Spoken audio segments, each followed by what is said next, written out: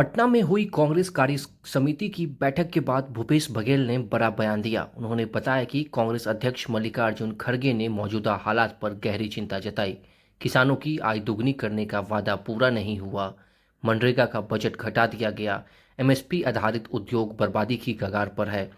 बघेल ने कहा कि कांग्रेस ने जीएसटी पर 4 और 8% के स्लैब का सुझाव दिया था, लेकिन सरकार ने 5 स्लैब लागू कर दिए। विदेश नीति पर भी सवाल उठे। श्रीलंका, बांग्लादेश, नेपाल और म्यांमार जैसे पड़ोसी देश अब चीन की ओर झुक रहे हैं। सीडब्ल्यूसी बैठक से कांग्रेस ने साफ संदेश दिया कि देश के आर्थिक और कूटनीतिक हालात चिंताजनक है। देखिए इस वीडियो में क्या कुछ कहते हुए नजर आ रहे हैं भूपेश बघेल। आदरणीय खड़गे जी का जो प्रारंभिक उद्बोधन हुआ उसमें उन्होंने जो कहा, इस सदाकत आश्रम में जिन नेताओं ने आज़ादी की लड़ाई लड़ी और जितने भी अनाम हमारे कांग्रेस के नेतागण हैं जिन्होंने इस लड़ाई में भूमिका निर्वहन किया, जिन्होंने अपना सर्वस्व निछावर किया, उन सबको उन्होंने स्मरण किया है।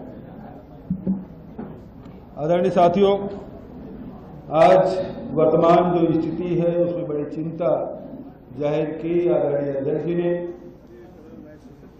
चाहे देश के आंतरिक मामले हों, चाहे देश के वैदेशिक मामले हों, सभी जगह हालात चिंताजनक है। देश के अंदर जो आर्थिक हालात बन पड़े हैं वो सबसे ज़्यादा चिंतनीय है।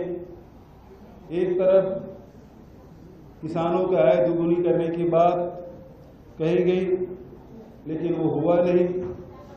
दूसरी तरफ मनरेगा का बजट घटा दिया गया है, मनरेगा मजदूरी मिल रहा है गरीबों के लिए। तो तीसरे तरफ एमएसएमई, जितने हमारे लघु और मध्यम श्रेणी के जो उद्योग हैं वो चरमरा गया है। तो आर्थिक स्थिति हमारी बहुत ही डामाडोल है। ऐसे समय में जब जीएसटी लागू किया गया उस समय भी कांग्रेस ने विरोध किया था और सुझाव दिया था कि 4 और 8% का स्लैब होना चाहिए, जबकि 5 स्लैब रखे गए। और उस समय प्रधानमंत्री जी का भाषण आप उठा के देख लीजिए, उस समय भी उन्होंने कहा कि बहुत क्रांतिकारी कदम है। देश की दूसरी आज़ादी का दिन है 30 जून 2017 को उन्होंने मध्य रात्रि की घोषणा की, ये दूसरी आज़ादी है। और उस समय भी गरीबों के माली हालात सुधरेंगे, किसानों के, मजदूरों के, नौजवान के, व्यापारियों और उद्योगपतियों की स्थिति में गुणात्मक वृद्धि होगी, इस प्रकार की बात कही गई थी। और वही बात जब आप 5 स्लैब से घटा के 2 स्लैब किए तब भी वही बात आप कह रहे हैं। लेकिन इन 8 सालों में आर्थिक पूरे देश की जनता को लूटने का काम केंद्र सरकार ने किया। 50 लाख करोड़ से भी अधिक राशि वसूली की गई और आज जनता की हालत बेहद खराब है।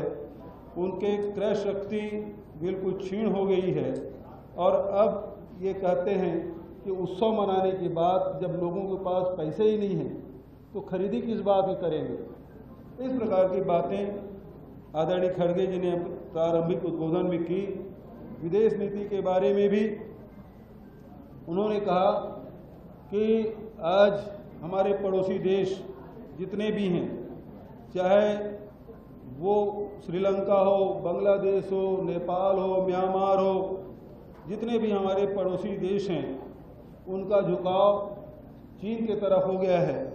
और प्रधानमंत्री जी कहते हैं, जब राहुल जी ये मामला उठाते हैं कि डोकलाम के मामले हों चाहे अन्य जहां चीन ने घुसपैठ किया हुआ था, प्रधानमंत्री जी उन्हें सर्टिफिकेट देते हैं, न कोई घुसा हुआ है न कोई आया है। तो इस प्रकार से आप देखेंगे आज हमारे पड़ोसी देशों में, चाहे वो श्रीलंका हो, चाहे वो